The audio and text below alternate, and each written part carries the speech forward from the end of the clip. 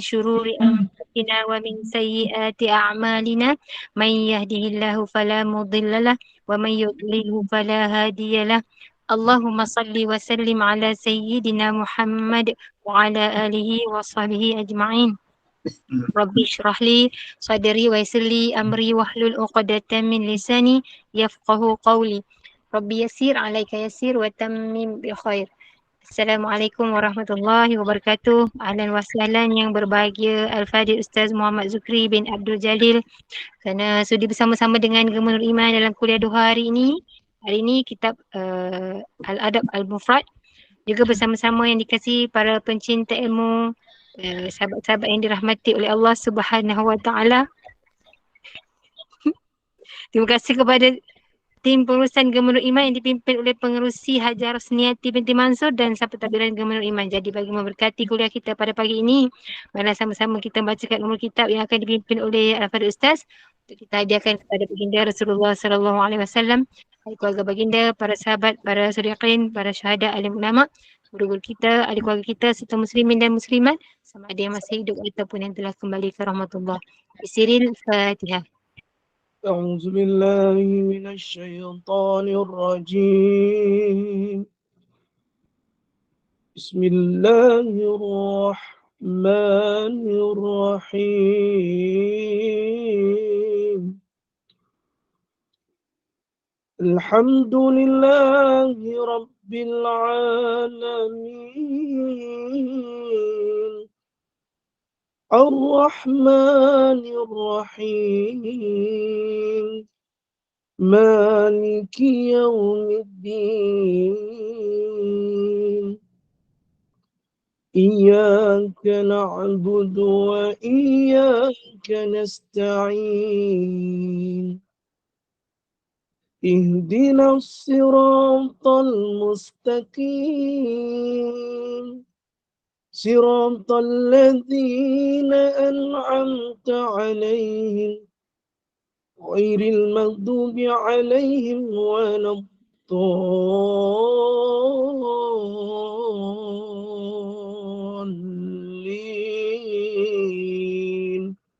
آمين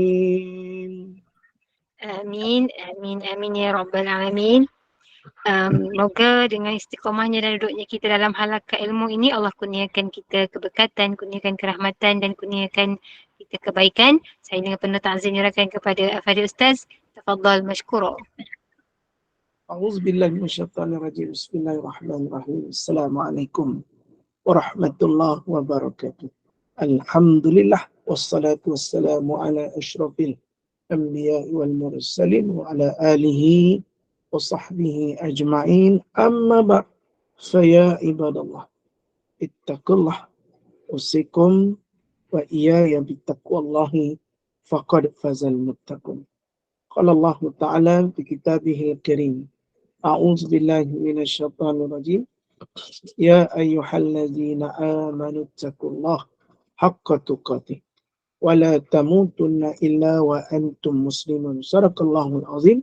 Wahai kamu orang-orang yang beriman, takwalah kamu pada Allah dengan sebenar-benar takwa dan janganlah kamu mati melainkan kamu mati sebagai seorang Islam. Alhamdulillah, summa alhamdulillah yang saya hormati sahabat takbiran Gemenur Iman dan seterusnya, ibu-ibu, ayah-ayah yang dirahmati Allah Subhanahu Wa Taala.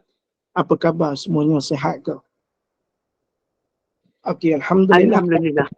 Alhamdulillah, syukur kepada Allah Subhanahu Wa Taala dengan izin dan kasih sayangnya dapat lagi kita bersama pada pagi ini yang berbahagia pada hari Khamis. Semakin kita menghampiri bulan Zulhijjah, labbaik Allahumma labbaik labbaik la syarika lak labbaik innal hamda wal ni'mata laka wal mulk la syarika lak. Alhamdulillah, pada rancangan kita pada pagi ini iaitu bertemakan haji yang mabrur, maka insya-Allah kita bersama dengan panel kita Kekanda Amira dan juga Mak Wan Aisyah dipersilakan. InsyaAllah. Baik, hadirin hadirat yang dirahmati Allah Subhanahu Wa Taala. Sebelum saya meneruskan bicara kita berkaitan dengan Al-Adab Al-Mufrad, setinggi-tinggi ucapan terima kasih dari pihak pengurusan Gema Nur Iman atas lembu, kambing dan kibas yang diberikan. Sebab tahun lepas kita hanya menghantar 1 ekor lembu dan 1 ekor kambing. Alhamdulillah tahun ini dengan izinnya kita dapat 1 ekor lembu dan juga 2 ekor kambing dan 1 ekor kibas di bawah pengurusan Gema Nur Iman. Alhamdulillah. Makna mudah-mudahan kita semua diterima tentang ibadah korban ini. Lebih-lebih lagi kita semua berada dalam satu keluarga yang amat besar. Alhamdulillah, terima kasih kepada Gema Nur Iman atas program tahunan iaitu ibadah korban yang dapat kita salurkan kepada mereka-mereka yang memerlukan, insya-Allah. Okay, baik.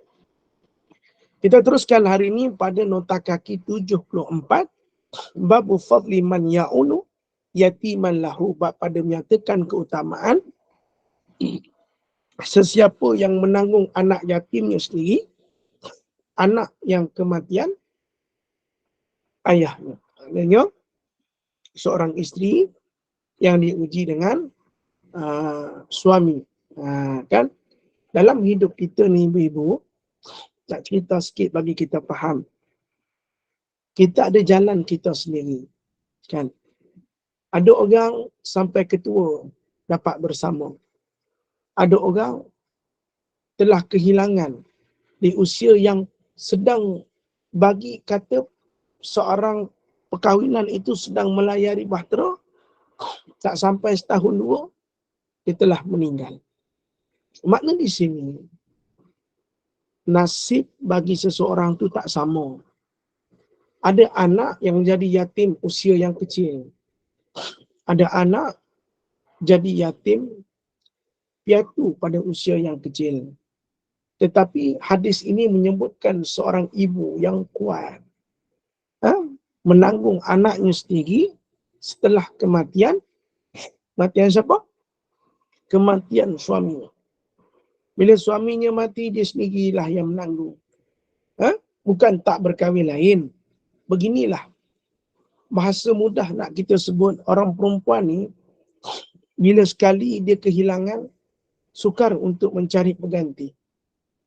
Sebab perempuan ni dia ada satu jiwa.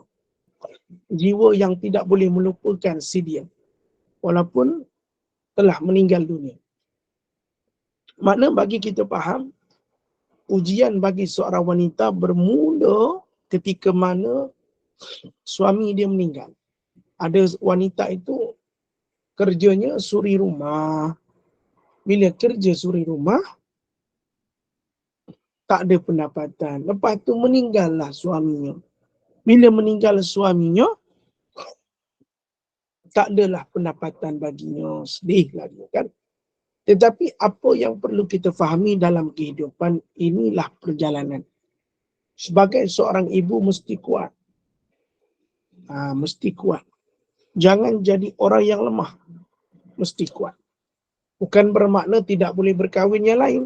Tetapi saat untuk fasa-fasa mencari yang baru, you must be a strong girl. You must be a strong mom. Walaupun pada melihat banyak yang bercakap, banyak yang berkata, ada kalanya sampai orang mengatakan si fulan wanita tu membawa sial. Berkahwin dengannya, muda-muda suaminya dah meninggal. Tuan-tuan, kita tak boleh cakap macam tu. Sebab setiap di antara kita ada jalan cerita. Tapi kita berdoa minta sungguh-sungguh. Kalau boleh, kita ni nak sampai tua. Biarlah anak-anak semua dah kahwin, anak-anak semua dah ada anak, ada kehidupan sendiri, kita dah rasa senang dah. Hak ni kita nak. Hak ni yang kita nak. Tapi kita siapa? Kita tak boleh nak minta sesuatu yang kadang kita berkehendak, kadang-kadangnya Allah tak beri pada kita. Sebab tu jadi dalam hidup kita, ada kejadian yang kita kata, kena kefaham dalam hidup. Sebab itu, bagi suami kalau kehilangan isteri, contoh isterinya meninggal, saya boleh katakan majoriti mereka yang lelaki kehilangan isteri sebab sakit, mereka akan segera mencari. Sebab bagi anak-anak mereka penjagaan. Dan kalau anak-anak itu di bawah jagaannya. Tetapi ketika mana menyusu, jagaan anak-anak itu masih di bawah ibunya. Okey, baik. Sebab itu, kalau memilih untuk bercerai hidup, perjalanannya panjang dan perlu mengambil masa yang amat panjang. Okey? Kalau cerai mati, eddahnya agak panjang. Maknanya di sini, setiap apa yang Allah jadikan, semuanya bersebab. Faham? Tuan-tuan rahmati Allah. Baik. Haddatsana Abul Yamani qala akhbarani Syu'aibun ani Zuhri qala haddatsani Abdullah bin Abi Bakr anna Urwata bin Zubair akhbarahu anna Aisyah zaujan Nabi sallallahu alaihi wasallam qalat ja'atni ra'atun ma'a habnatani laha fas'alatni falam tajid indi illa tamrata wahidah fa'ataituha faqassamatha baina bunataiha summa qamat fa kharajat fadakhala an-nabi sallallahu alaihi wasallam fahaddastuhu faqala mayyali min hazihi al-banati syai'a fa ahsana ilaihinna kunna lahu sitran minana. Muka surat 116 mak. Benda. Okey. Dari Aisyah radhiyallahu anha, isteri Nabi sallallahu alaihi wasallam. Isteri Nabi paling muda, Aisyah radhiyallahu anha, meninggal ketika usia 18 tahun. 18 tahun. Dia duduk lama lah dengan Nabi. Tapi 18 tahun. Daripada Aisyah radhiyallahu anha, isteri Nabi SAW telah berkata, telah datang kepada aku seorang perempuan, bersamanya dua orang anak perempuannya. Maka dia telah meminta kepada aku makanan. Perempuan tadi minta Aisyah makanan. Tetapi tiada padaku melainkan sebutir tamar. Lalu aku berikan kepadanya.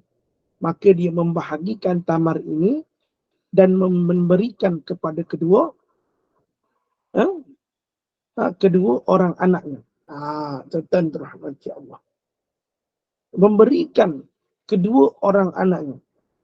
Kemudian dia telah berdiri dan berlalu pergi. Maka telah masuklah Nabi. Lalu aku memberitahunya, maka baginda Nabi SAW telah bersabda, sesiapa mengasuh anak-anak perempuan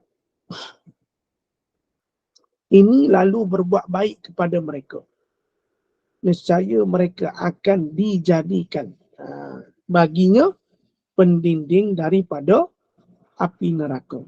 Maknanya di sini Aisyah cerita ada seorang perempuan tu main jumpa dia, minta makanan. Aisyah bagi dekat perempuan tadi. Dan dia bahagikan tamar itu. Satu pada anak dia, satu pada anak dia. Dia tak makan pun. Kan? Dan kemudian dia berdiri dan terus pergi. Kasih sayang seorang ibu. Kan? Kita boleh cakap satu benda yang kita bila ada anak-anak, kita akan cakap, Ustaz, anak-anak makan tak apa. Biar jangan anak-anak lapar. Saya tak makan tak apa. Ini ungkapan seorang ibu. Okey? Saya tak makan tak apa, Ustaz. Yang penting anak-anak saya makan. Kisah ni, Aisyah cerita, orang tersebut tak makan. Tapi diberikan kepada anak-anaknya makan tamar tersebut. Ya? Bermakna di sini ayat-ayat pun rahmati Allah. Sekalipun tindak tanduknya tadi nampak seperti kenapa dia tak makan. Patut dia makan sekali. Tapi dia bagi kepada anak-anaknya. Sebab itu kasih seorang ibu ni, dia besar. Sampai dia kenal kita siapa. Mungkin kalau suami kita belum tentu boleh terima buruk kita. Mungkin kalau orang lain, kawan-kawan di sekeliling, mungkin belum boleh terima buruk kita. Tetapi apa yang saya kata, ibulah yang dapat terima buruk kita. Kenapa? Sebab ibu yang melahirkan kita daripada rahimnya. Dibawa kita 9 bulan. Buruk macam mana pun dia boleh terima kita. Bukan kata suami tak boleh terima. Tapi buruk yang suami terima tu kadang-kadang dia boleh tak terima. Tapi mak kita tak pernah sakap sikit pun. Dia tetap terima pada kita. Sebab tu hadis ni tuan-tuan menunjukkan pengorbanan seorang ibu. Kan? Kalau kita tengok kisah penarik beca, cerita Piramli. Ha?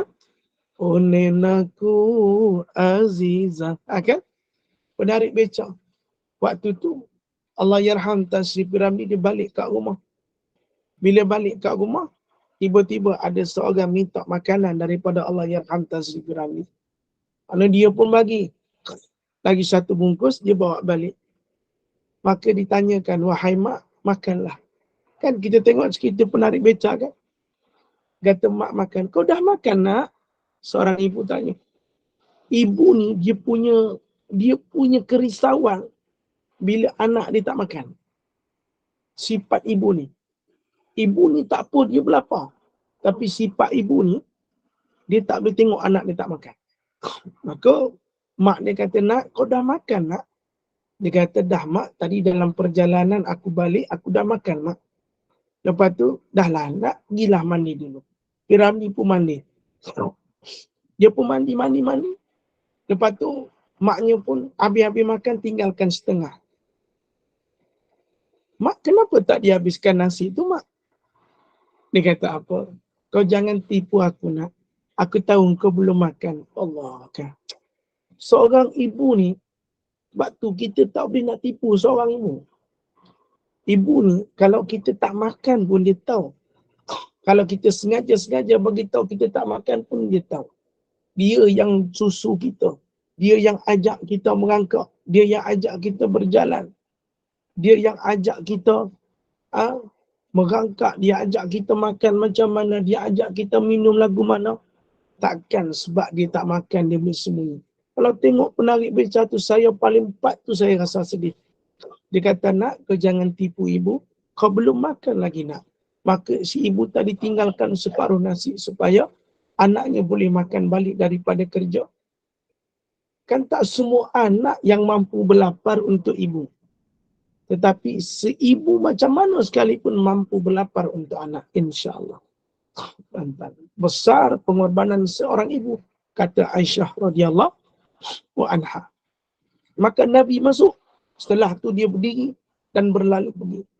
Dan Nabi kata apa tuan-tuan yang dirahmati Allah. Sesiapa mengasuh anak-anak perempuannya. Dia menjaga anak-anak perempuan. Lalu berbuat baik pada mereka. Nescaya mereka akan dijadikan baginya pendinding daripada api neraka. Di sini bagi kita faham. Anak-anak perempuan ini anak-anak yang luar biasa. Anak-anak perempuan lasaknya tak seperti anak lelaki. Tetapi Nabi sebut tentang kelebihan yang mempunyai anak perempuan. Didik mereka, ajak pada mereka, bagi yang terbaik bagi mereka, mesti agama diselitkan. Akan dijadikan baginya pendinding dari api neraka. Berkata guru kami, Al-Habib Ali Zainal Abidin, mengatakan kalaulah wanita itu difahamkan dengan agama, diajarkan betul-betul dididik dengan agama, mereka itu lebih bertakwa bagi si laki-laki. Makna seorang lelaki itu kalau mendapat seorang wanita yang faham agama, yang betul-betul memahami agama, ternyata takwanya lebih daripada seorang lelaki. Sebab itu perempuan ini Nabi sebut sebaik-baik perhiasan di atas dunia ini adalah wanita soleha. Beruntung kalau kamu ada anak perempuan, kamu jaganya dengan baik, kamu berikan yang terbaik, kamu bagi makan dan minum, kamu bagi dia sekolah, kamu bagi dia agama, kamu bagi dia didikan. Besar nanti dia akan menjadi pendidik kepada kita asbab kebaikan. Tetapi anak-anak perempuan ini tak lama hidup dengan kita. Ada kala anak perempuan tu duduk rumah dengan kita hanya 20 tahun. Ada kala anak perempuan tu duduk dengan kita 21, 22, 23, 24, 25, 26 tahun. Setelah itu dia berkahwin. Direnjis, dipilih, habis dia berkahwin. Tinggallah kita duduk keseorangan. Dan menjadi tanggungjawab bagi seorang anak itu setelah berkahwin, taat kepada suami atas didikan ibu dan ayahnya. Wahai anak, besok kahwin, taatlah pada isteri kamu, suami kamu. Wahai anak perempuan, bila mana kamu dah kahwin, jaga maruah suami kamu. Wahai anakku, bila kamu berkahwin nanti, jagalah kehormatan suamimu. Wahai anak, bila kamu dah kahwin nanti, pastikan kamu menjadi isteri yang solehah buat suami kamu. Tak boleh cerita tentang kekurangan suami. Tak boleh cerita apa yang suami buat padanya. Mak mertua sekalipun hukum dia haram, kalau itu berkaitan dengan aib. Sebagai contoh, lepas kahwin, pergi jumpa mak, oh mak, ya kenapa? Ni nak bagi tahu abang Supian ni, dia tak suka basuh pinggan. Sapu sampah tak nak, buang sampah tak nak, isi tembolok dia tahu. Tak boleh, hukumnya haram. Kerana itu aib suami kamu. Jelas. Atas didikan seorang ibu, atas didikan seorang ayah, anaknya begitu. Kalau anaknya itu faham agama, takkan sedikit pun menceritakan aib bagi suaminya. Kecuali memang sudah tidak tahan, maka tuntutlah cerai daripada suaminya. Tetapi bukan tuntut cerai kerana suaminya berkahwin dua. Tak boleh, hukumnya haram. Tetapi tuntut cerai bukan selain daripada kahwin dua, boleh. Jelas. Faham? Makna anak-anak perempuan akan berkahwin. Setelah dia berkahwin, dia ada anak. Setelah anak dia pula, anak dia kahwin, dia ada cucu. Sampailah kepada kita, keturunan kita. Makna anak-anak perempuan ini, kalau dijaga dengan betul, dia akan lebih hebat daripada kita. Wallahu a'lam. Tuan-tuan yang dirahmati Allah Subhanahu wa ta'ala. Nak bagi kita jelas faham. Bagi orang perempuan ini, sebaik-baiknya adalah menjadi wanita yang solehah. Wanita solehah itu memahami konsep kehidupan dalam agama. Kalau kamu seorang yang bujang, bagaimana wanita sebagai orang bujang? Kalau kamu sudah berkahwin, macam mana perkahwinan itu dijadikan sebagai landasan untuk kamu masuk ke dalam syurga. Sebab itu Nabi kata, jaga anak-anak perempuan kita. Didik mereka dengan agama. Ajarkan mereka agama. Didik mereka pakai menutup aurat. Didik mereka jaga perbatasan. Didik mereka supaya mereka faham agama. Lantaran itu jodohkan mereka dengan orang-orang yang soleh. Kata baginda Nabi SAW tentang hadis ni tadi. Mana bagi kita jelas. Kalau kita nak kahwinkan anak kita. Assalamualaikum mak. Balik-balik daripada ni mak. Nak bawa kawan. Kawan kata nak jumpa mak. Siapa kawan tu? Adalah nanti dia jumpa mak boleh? Boleh. Tanya dulu rukun Islam. Tanya dulu rukun iman. Nak kahwin dengan anak saya, baca rukun Islam dulu. Baca dulu rukun iman. Kalau boleh baca Fatihah, lagu Nahwan. Cerita dulu pada kita agama. Ni agama pun tak tahu. Nak kahwin dengan anak kita, tak tahu malu katanya. Contoh, bagi kita faham. Sebab anak perempuan kita nak lepas ke orang. Pastikan kita nak lepas tu pada orang yang faham agama. Contoh, mak nak kahwin. Nak kahwin dengan siapa nak? Ni ada kawan. Kawan daripada mana? Kawan daripada Ipoh, mak. Daripada Ipoh, la ilah illallah. Dekatlah dengan mak. Tak jauh mana pun. Mak pun dekat Ipoh ni, dekat Simpang Bulai. Ya, bawalah kawan tu. Ya, nanti mak masak nasi mak. Ya, kan? Bawa. InsyaAllah datang je tu mak. Jantan. Pergi jauh sikit. Jantan. Subhanahu ta'ala. Makna di sini kita jelas bagi kita faham, kan? Lepas tu kita pun jumpa. Bila jumpa, ni siapa nak kahwin, kerja mana, pakai kereta apa, rumah dah ada. Tuan-tuan, contoh nak bagi tahu, kan? Nak dalam hidup kita ni begitu. Nak pilih calon yang baik untuk anak-anak kita tu penting. Jangan terlalu kita mudah bagi anak kita pada orang lain. Kena yang didik anak kita daripada elok kita didik, tiba-tiba jadi tak baik. Tak nak. Pandai lah musik sekarang lah. InsyaAllah. Tuan-tuan dan terahmati Allah. Ni kita nak bagi jelas dan faham. Maka didiklah anak-anak perempuan kita supaya pandai membaca Quran, supaya rajin berdoa, supaya rajin menadah tangan. Bukan buat yang pelawa-pelawa ni, tak payah. Hak perempuan lagu ni tak boleh. Dia buat ni lagu ni. Tak payah, tak usah. Itu semua ngarut. Tuan-tuan, ambil yang mana perempuan yang dapat membimbing kita, dapat menjadi ibu yang terbaik kepada kita. Tapi hasilnya adalah daripada didikan anak-anak kita. InsyaAllah. Okey, baik. Lebih patu kalau kita ada orang, ada anak-anak ni, insyaAllah kita didik mereka dengan baik. Kita jangan hantar pergi kelas menari.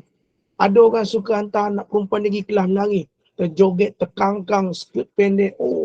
This is modern. In Islam, modern tak modern, haram tetap haram. Ajar anak pergi kelas menari. Nari. Tak boleh. Didik anak-anak dengan agama. Assalamualaikum Ustaz. Nak tanya. Kalau orang Korea macam mana Ustaz? Orang Korea, kenapa dengan orang Kia? Saya tak ada saudara. Kalau dia cari jodoh dapat orang Korea macam mana Ustaz? Alhamdulillah. Orang Korea ni kalau dapat jodoh, kalau agamanya Islam, faham pada agama, alhamdulillah.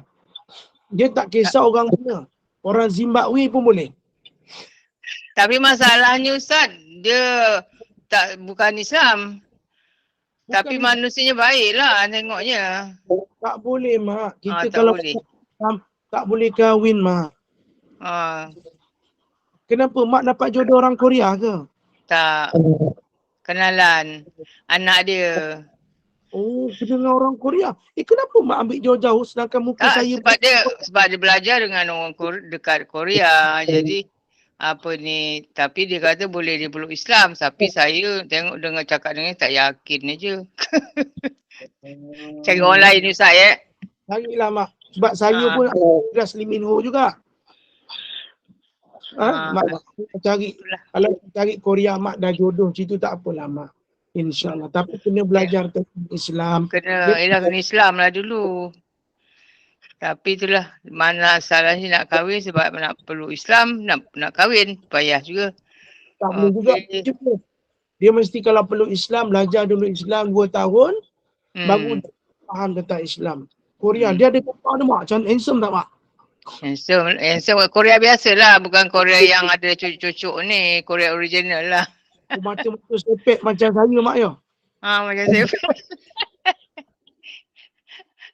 Ustaz. Okay, terima kasih Ustaz.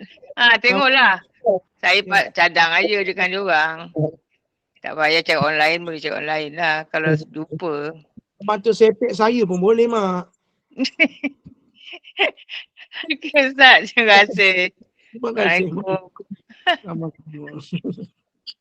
Alhamdulillah. Dapat menantu orang Korea mak.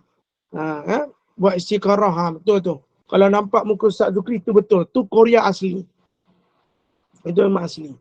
Ustaz Zukri memang orang panggil kat sini Zukri Min Ho. Nama Ustaz dah sambung, Ustaz sambung. Okey, baik. Kita teruskan. Okey. Kalau mak rasa nak kahwin dengan orang Korea boleh, tapi dia mesti faham agama. Faham agama tu macam mana? Iaitu dia mesti belajar agama baru kahwin. Kalau takat nak kahwin, sebab tu saja tak boleh. Sepatutnya dia kena betulkan niat. Wallahu a'lam. Terima kasih. InsyaAllah kita sambung lagi muka surat yang ke-175. Baik. Babu fadli man ya'ulu yatiman min abawahi. Bab pada menyatakan keutamaan sesiapa yang menanggung anak yatim, mak ayah meninggal. Kalau mak ayah meninggal dipanggil yatim piatu. Haddatsana Abdullah bin Muhammad qala haddatsana Sufyan bin Uyainah an Safwan qala haddathatni Unaisah an Ummi Sa'id binti Murrat al-Fihri an abiha anin Nabi sallallahu ana wa kafilul yatimi fil jannah kahataini au kahadhihi min hadhi syakka Sufyanu fil wusta wallati talil ibhama daripada Ummu Sa'id ibnu Murrah al-Firri daripada ayahnya yakni Murrah al-Fahri ibnu al-Amru daripada Nabi sallallahu alaihi wasallam, aku dan orang yang memelihara anak yatim, memelihara menanggung anak yatim berada di dalam surga seumpama dua jari atau bagaikan ini dari ini. Maka Nabi sallallahu alaihi wasallam telah meragui Sufyan mengenai jari tersebut, jari tengah dan jari telunjuk. Ni Nabi kata siapa yang memelihara menanggung anak yatim, dua. Yang disebutkan ini yatim piatu, termasuk dengan yatim. Termasuk dengan yatim ataupun yatim piatu. Dua-dua tu sama. Makna di sini jelas.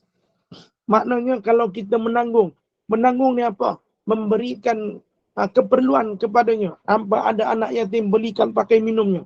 Kalau nampak anak yatim, belikan makan minumnya. Belikan pakaiannya, berikan tempat tinggal, berikan tanggungan itu kepadanya. Maka kata Nabi, dia dekat dengan aku seumpama ini di dalam surga. Sebab itu kalau nampak anak-anak yatim ni peluang kita nak dekat dengan Nabi. Sebab itu kalau nampak ada anak-anak yatim, bantuan untuk anak-anak yatim, bantuan untuk anak-anak yatim, dibukakan bantuan untuk anak-anak yatim, dibukakan bantuan anak-anak yatim, masuk. Kerana siapa yang nak dekat dengan Nabi di surga, hendaklah mereka memelihara anak yatim. Sebab itu kalau katakan kita tengok pada bulan Ramadan, rumah anak yatim Darul Sa'adah, rumah anak yatim Darul Barakah, rumah anak yatim Darul Salam, rumah anak yatim, sebelum saja Syaban dah penuh. Tutup. Assalamualaikum, nak tanya ada tak tajaan buka puasa untuk anak yatim? Minta maaf. Tak ada, tutup. Kerana siapa yang melakukan kedua-dua ini, maka dia hampir dengan baginda Nabi sallallahu alaihi wasallam. Sebab itu anak yatim jangan dipertikaikan. Sebab itu kalau ada anak-anak yatim jangan kau hina. Sebab itu ada anak-anak yatim jangan kau keji. Sebab itu kalau ada anak-anak yatim jangan kau katakan buruk-buruk. Kerana orang-orang anak yatim ini adalah gengnya Rasulullah sallallahu alaihi wasallam. Sebab tu kata guru kami, siapa anak-anak kecil yang ada ibunya meninggal, ayahnya meninggal, sebut pada mereka bahawasanya mereka ini sama dengan Rasulullah. Bahawasanya mereka ini sama persisnya macam Rasulullah. Sebab mereka ini adalah diuji seperti Rasulullah. Jadilah kamu kuat seperti Rasulullah. Jangan kau rasa kerdil. Jangan kau rasa hina. Sebab kamu tidak mempunyai kedua orang tuamu. Kerana Rasulullah tak ada orang tuanya. Tetapi memberikan yang terbaik dalam hidupnya. Sampai sekarang nama Muhammad bin Abdullah disebut akan kemuliaannya. Disebut tentang akhlaknya. Maka jadi orang yang diuji yang tak ada mak ayah. Jadi sekuat baginda Nabi sallallahu alaihi wasallam. Bagi kita yang melihat anak-anak yatim. Kamu anak yatim, pergi belanja roti. Kamu anak yatim, belanjakan dia ais. Masya-Allah, tabarakallah. Ini hidup. Sebab tu dalam kehidupan kita, hadirin hadirat yang dirahmati Allah, ada anak yatim, peluang untuk kita dekat dengan Nabi. Ada jumpa anak-anak yatim dekat dan peluang kita dengan dekat dengan Nabi. Yang membantu anak-anak yatimnya ada dua. Yang pertama, kamu bantu dengan segi keperluan dan benda lain. Yang kedua, kau kahwini salah seorang di antaranya. Kalau kau yang yatim itu adanya ayah, jadilah isteri yang bantu menjaga anaknya. Kalaulah adanya isteri, kahwinilah dia kerana ingin menyara anak-anaknya. Pahalanya amat besar kerana kamu ingin mendidik anaknya. Sebab itu Nabi SAW berkahwin dengan Ummu Salamah. Nabi berkahwin dengan Safiyah. Nabi berkahwin dengan Hafsah. Kebanyakan di antara mereka semuanya mempunyai anak-anak anak yatim. Sebab itu Nabi kata, Nabi ajar mereka, Nabi berikan yang terbaik kepada mereka. Masya Allah, tabarakallah. Jangan berasa hina kalau kita kahwin yang sudah ibunya mempunyai anak-anak, maka ia satu pahala yang besar. Sebab kahwin-kahwin sudah ada komitmen. Berbanding dengan orang yang kahwin masih baru, belum ada komitmen. Ini pengorbanan besar.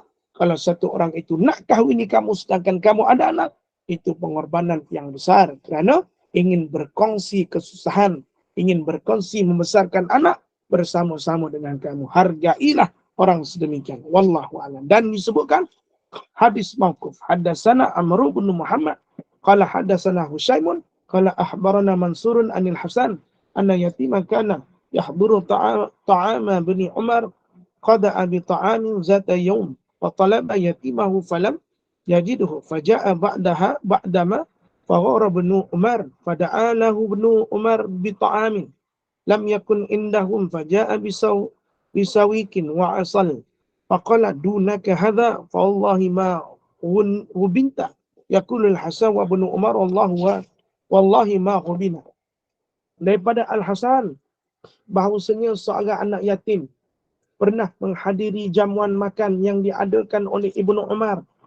Maka Ibnu Umar radhiyallahu anhu telah mengajak kepada jamuan makan pada satu hari.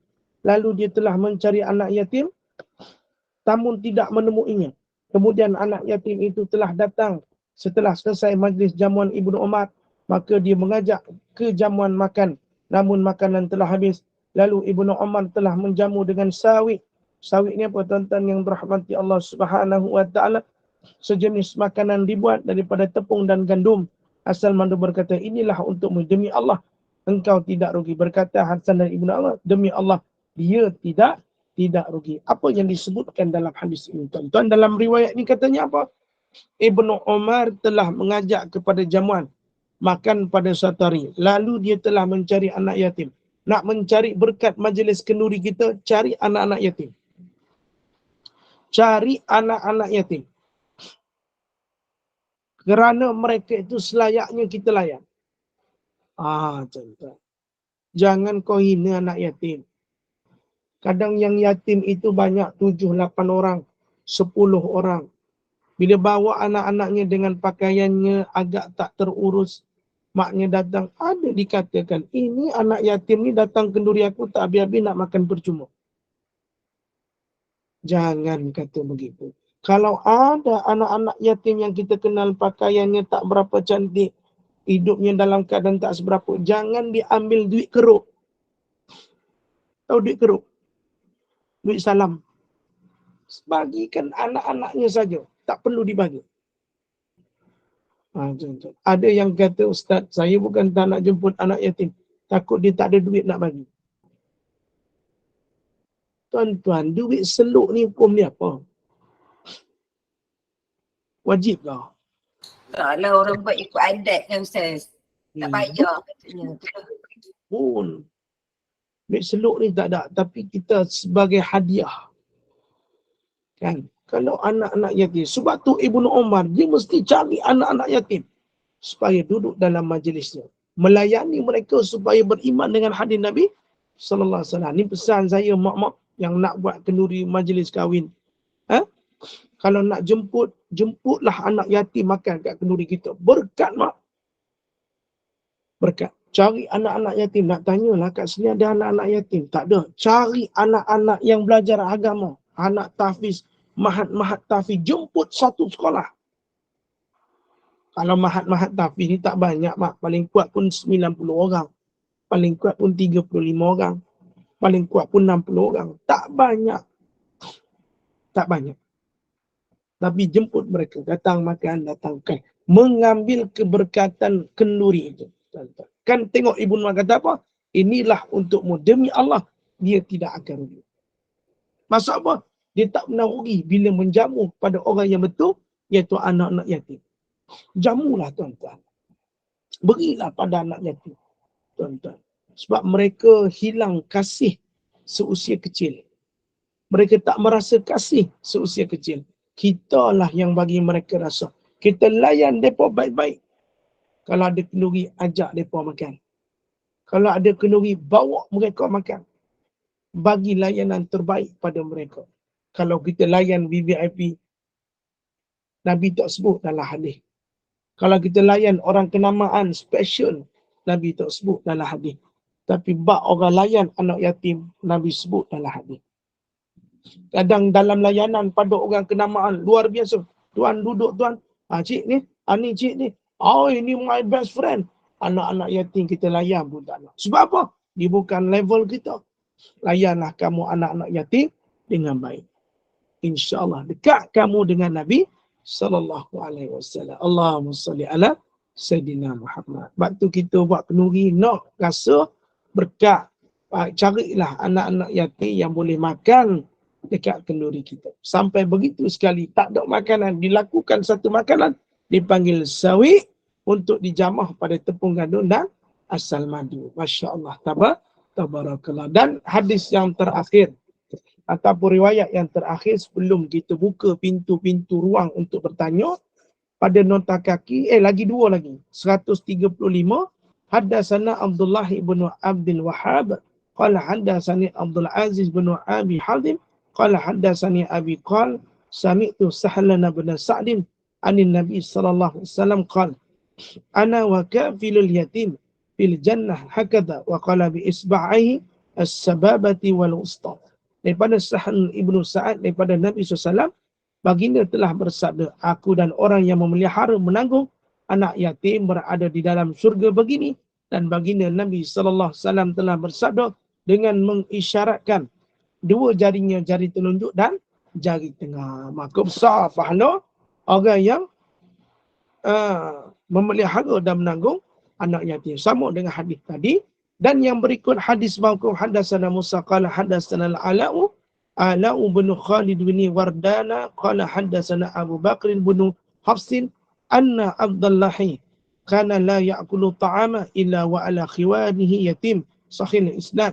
Daripada Abu Bakar ibn Hafs, bahasanya adalah yakni Abdullah ibn Umar, adakah dia tidak makan akan makanan melainkan tempat itu terdapat anak yatim. Adanya iaitu Abdullah ibn Umar. Kalau tak nampak anak yatim, tak makan dia.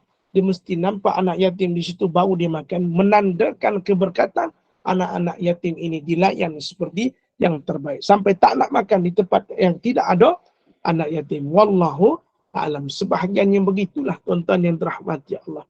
Takkan makan makanan, melainkan di tempat itu terdapat anak yatim. Sebab anak yatim ni patut dilayan dengan terbaik. Siapa yang nak dekat dengan Nabi SAW. Wallahu alam. Tuan-tuan dan puan-puan yang dirahmati Allah, kita berhenti pada muka surat 119 pada hadis yang 75. Nanti insya-Allah kita akan sambung lagi pada 76. Maka mudah bagi kita faham tentang anak yatim, tentang hadis-hadis yang kita kongsikan ini. Maka ada perlakuan kita, mungkin kita tak lihat selama ini, mencenderungkan diri kita pada satu benda yang tak betul. Kadang-kadang bila kita dengar anak yatim, kita akan kata anak yatim ni kurang kasih sayang. Betul tak saya kata. Dan kita spesialisnya kita sangka anak yatim ni perangai dia begitu. Bila kat sekolah, anak yatim ni dia kasar. Dia kasar. Orang kata orang Kedah kata lok-lak. Kata. Dia kata itulah sebab anak yatim. Sebab kurang kasih sayang, sebab tu jadi macam tu. Tak boleh kata lagu tu tuan-tuan. Kan? Kalau kita tengok sikit, kita akan kata macam-macam pada dia. Tak boleh lagu tu tuan-tuan. Allah yang pilih jalan itu untuk dia. Kita tak boleh menyangkal sesuatu. Dia kata, Alah, biasalah anak-anak yatim ni kadang perangai bukan elok. Sebab tak ada mak ayah tak ada ayah, tak ada kecil-kecil dah tak ada tu, perangai tak terjaga. Tak boleh kata lagu tu tuan-tuan. Kita yang kena beri manfaat pada dia. Kita yang kena tunjuk jalan kat dia. Sebagai orang yang faham dalam kehidupan. Faham? Tuan-tuan yang terhormat. Dan hadis pertama tadi berkaitan menjaga anak perempuan kita dengan sebaik-baiknya. Sebab tu hadis Nabi SAW sebut, ya Rasulullah, adakah kalau dia mempunyai satu anak, Nabi kata, ia tetap menjadi pelindung baginya di neraka. Kalau ada 3, tetap juga. Kalau ada 2, tetap juga.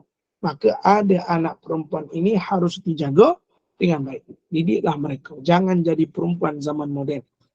Jangankan jadi, jangan kita jadikan anak-anak perempuan kita serba moden. Maknanya terikut gaya-gaya wanita-wanita TikTok. Wanita-wanita yang suka buat konten di media sosial. Jangan jadi yang tak elok, jadi yang elok. Kan, nak buat konten-konten, tulis nasihatkan, kata Ibnu Umar bin Abdul Aziz. Buat lagu sikit. Man ana,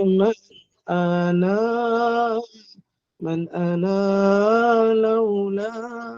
Tu buat lagu sikit. Kan, tunjuk satu konten. Konten yang baik sebagai wanita, pegang kata Nabi SAW, sebaik-baik perhiasan di dunia ini adalah wanita salihah. Kalau kita wanita salihah, kitalah perhiasan yang paling indah di muka bumi ini. Sebab tu kena jadi baik. Jadi perempuan baik, seronok. Seronok. Orang hormat. Nak cakap apa-apa pun tak boleh. Orang nak herdik pun takut sebab kita baik. Kan? Tapi baik kita tak semua orang senang. Ada kalau orang tak suka. Baik kita ni pun orang tak suka. Jahat kita lagi banyak orang tak suka. Maka buat baik sebab Allah suka. Bukan sebab manusia suka. Sebab tu dalam hidup kita, siapa status kita? Siapa diri kita? Siapakah kita di sisi manusia? Jangan terlalu dipikirkan. Cubalah cari yang terbaik. Siapa kita di sisi Allah. Itu lebih baik. Sebab besok kembali. Qalu inna lillahi wa inna ilaihi raji'un. Semua balik pada Tuhan. Kamu meninggal tak balik kat rumah. Kamu meninggal tak duduk sebelah isteri kamu. Kamu balik tak duduk sebelah kawan kamu. Kamu balik tak duduk sebelah jiran kamu. Tapi duduk di sisi Allah. Bagaimana status kamu balik pada Tuhan? Bagaimana keadaan kamu? Status kamu balik pada Tuhan. Itu lebih penting daripada status kamu di atas dunia. Wallahu a'lam, insya-Allah. Kita berhenti takat tu dulu. Ada 10 minit lagi. Minta kepada Amirah bukakan soalan kepada mereka yang nak tanya. Alhamdulillah. Saya lama tak nampak angka 9 nanya dalam live kita.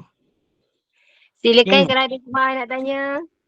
Bukan 9, Ustaz, 100 lebih pagi ni. Tu sekarang menjumpai angka ni. Lama dah tak nampak. Dia menghilangkan diri sebelum ni, Ustaz. Sebab betul saya lama ni banyak kan saya tengok 60, 70, 60, 70. Tapi pagi ni baru dia muncul 100 lebih. Alhamdulillah, barakah. Ini semua doa guru-guru kita yang memukakan hati kita nak mengaji bertambah ilmu, insya-Allah. Baik, Wan nak tanya apa Mak Wan? Dah faham dah Ustaz, tak payah tanya dah. Tanya nampak macam Mak Wan cakap tadi. Cakap apa? Cakap Korea je. Tadi sanjung SEO. Okey, baik. Ada nak bertanya soalan? Silakan. Ustaz. Ya. Kalau anak kita kan, anak kecil-kecil, saya tak ada anak kecil lah, besar. Macam ajak tengok wayang. Macam nak tengok bobo contoh. Kan, kita kena turutkan kehendak anak-anak tak? Okey, baik. Terima kasih yang bertanya. Ustaz, anak-anak saya ajak tengok bobo-boy. Adakah cerita bobo-boy itu mendatangkan maksiat? Tidak. Pergilah menggembirakan anak-anakmu. Tetapi sekiranya perkumpulan di dalam itu mendatangkan maksiat, kamu kena pergi. Jangan masuk. Tengoklah dalam Netflix. Netflix.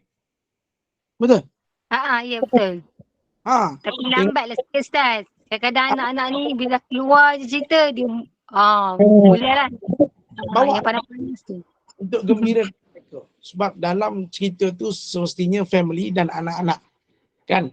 So kita bawa lah, insyaAllah takkan benda-benda yang tak baik. Tidak menjadi persoalan dan rahmati Allah. Tak ada masalah. Sebab cerita tu bukan cerita yang 18 XX. Tapi masalahnya tempat tu Ustaz. Pencampuran tu. Pencampuran tu kita lihat pencampuran macam mana. Jarang soal Pak Makwu tengok bobo-bobo ini. Taklah kalau- wayang tu mana ada disparate, tak ada asing campur. Ada Tu je khilaf. Ada khilaf ulama. Dia ada khilaf. Tetapi sebaiknya, ni saya jawabnya, mengikut pandangan ulama, sebaiknya hindarkan. Sebaiknya hindarkan, duduk tengok di TV ataupun beli di Astro First. Dekat Tu Astro ada First. dekat chat Ustaz. DDLYZ. Ya, saya ada baca. Tapi dulu. Rajas apa Saya nama. sebaiknya hindarkanlah sebab tempat tu bukan tempat yang terbaik, tetapi tengok pada keadaan cerita kontennya terlebih dahulu. Kalau mendatangkan kegembiraan pada anak-anak, kadang kata ulama tidak menjadi masalah, tetapi disebabkan permasalahan yang lain, timbul fitnah percampuran, maka sebaiknya kita elakkan. Di sini ada khilaf. Tetapi elakkan kalau melibatkan percampuran yang tidak menjaga batas. Wallahu a'lam. Baik, yang berikutnya kita jawab soalan yang ditanyakan di apa ni? Lupa lah. Boleh beri penjelasan kaum wanita yang paling ramai masuk neraka. Wallahualam. Allah a'lam. Dalam peristiwa Isra wal Mi'raj, Nabi katakan ramai perempuan yang tak masuk banyak dalam neraka. Di sini tuan-tuan yang dirahmati Allah. Ini apa benda pula keluar tu? Tu apa Ustaz, tak ada apa pun. Tu tampak bawah tu. Mana ada apa? Ya Allah Ustaz. Ya. Ustaz kira ni. Kenapa? Apa? Ustaz halusinasi. Ya Allah, sabar dulu Ustaz, tak ada benda pun. Tak nampak sebelas ke? Dia keluar persinggis. Banyak keluar kat saya. Okey, saya jawab. Okey, baik. Dia kata, Ustaz, kenapa dalam peristiwa Isra Mi'raj, Nabi katakanlah aku melihat ramai perempuan dalam neraka. Kenapa perempuan, Ustaz? Kenapa bukan laki-laki? Sebab dalam rumah tangga laki-laki je salah. Mana ada perempuan? Kenapa laki-laki? Tak ada. Nabi katakan supaya kamu jangan jadi ahli neraka. Walaupun Nabi katakan, jangan kau jadikan, kata ulama, jangan jadikan hadis ini supaya mengatakan, buat apa aku beramal? Sebabkan Nabi dah kata banyak perempuan. Nabi katakan yang pertama, kata ulama, supaya kamu jangan jadi wanita yang disebutkan oleh ahli neraka. Kalau wanita itu mudah, dia salat mudah, dia puasa mudah, umrah haji, dia sedekah, semua itu mudah. Tapi asbab dia tidak dapat masuk ke dalam syurga, tempatnya ke dalam neraka, satu, iaitu tidak taat kepada suami. Apa yang tak kata taat pada suami? Suka tinggikan suara, tidak menjaga aib suami, melawan kata suami, memburuk-burukkan suami, cakap sesuatu yang tak baik tentang suami. Itu yang menyebabkan ianya masuk ke dalam neraka. Sebab itu kalau jadi istrinya, jangan suka melawan. Kalau dimarah suami senyap. Jangan bising. Kalau suami kata senyap. Kalau suami kata, tak. Ustaz jangan marah macam tu Ustaz. Sabar je. Tak pandang merajuklah melaknat di malaikat. Jangan merajuk. Suami kena pandai pujuk juga. Merajuk tu kadang taktik je. Tak. Dalam rumah tangga kan belajar. Aisyah pun merajuk Ustaz. Takkan kita tak boleh merajuk. Masya Allah. Kan asam garam rumah tangga Rasulullah. Kan belajar dalam bab kerenah isteri Rasulullah. Kalau ternyata kalau buat gitu saja derhaka. Tidak. Dalam rumah tangga kena ada tabiatnya begitu. Nama pun perempuan harus cemburu. Nama pun manusia harusnya marah. Nama pun manusia ada yang tak kena. Nama pun manusia. Tetapi dalam hidup kita mudah. Sebagai suami isteri, salah-salah tu biasa. Jangan sampai didendam. Sampai aku tak redha kau sebagai isteri. Si isteri pula kata, aku menyampah dengan suami. Maka janganlah kita menjadi orang-orang yang sedemikian. Jangan jadi orang sedemikian. Bukan Nabi suruh kamu jadi. Nabi sebut, jangan jadi orang yang sedemikian. Hindarkan. Jangan masuk. Hindarkan. Maknanya saya doakan mudah-mudahan kita semua menjadi isteri yang salehah. Ada kalanya volume kita naik, segeralah minta ampun. Yalah kita manusia, antar anak, masak lagi, kadang penat badan. Lepas tu kalaulah isteri tu marah-marah, pergi padanya, peluk, wahai sayang, don't be angry with me, I still love you. Relax, calm down. Peluk slow ni, kita lockdown. Ustaz, sabar je lah.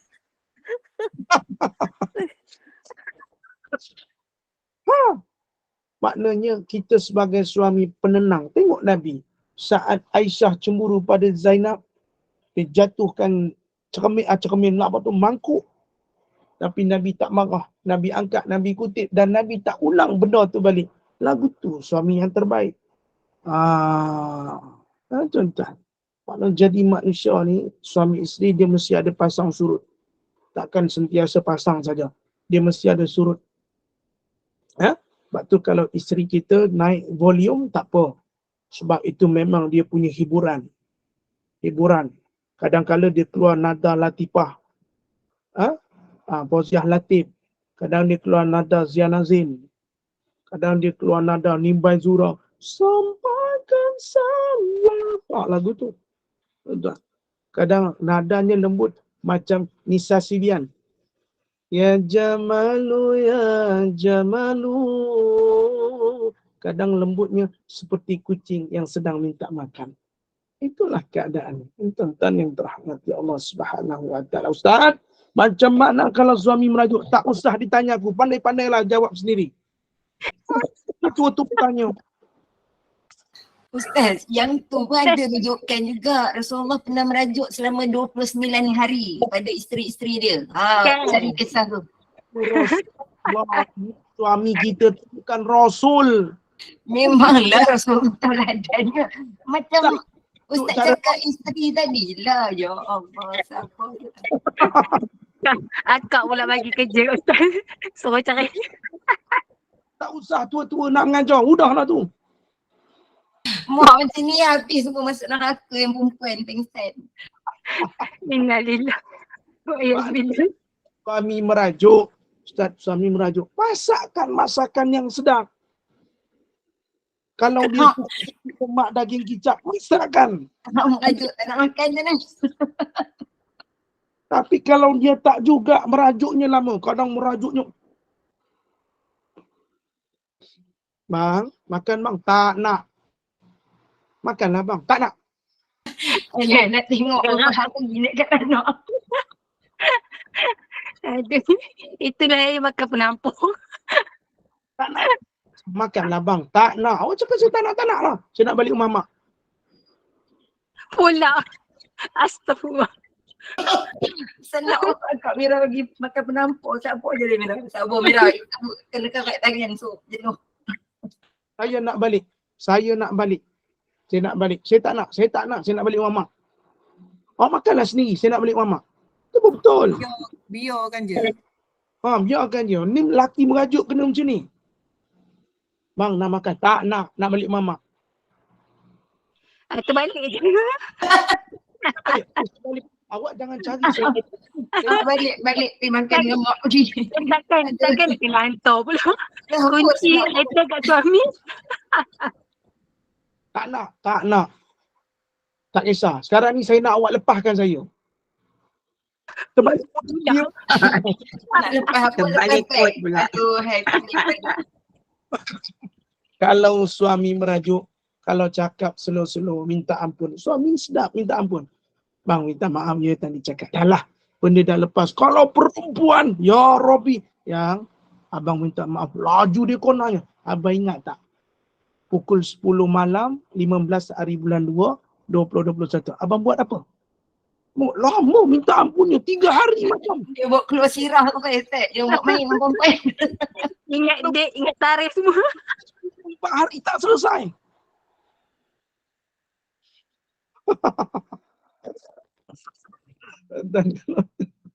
Dah lah, saya rasa lah. Benar. Dengan tasbih kafara dan surat As.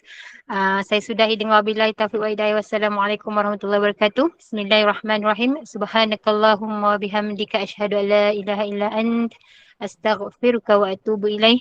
Bismillahirrahmanirrahim. Wal 'asr. Innal insana lafi khusr illa alladhina amanu wa 'amilus solihat wa tawasaw bil haqq wa tawasaw bis sabr. Taqabbalallahu minkum. Maaf zahir batin semua para jemaah.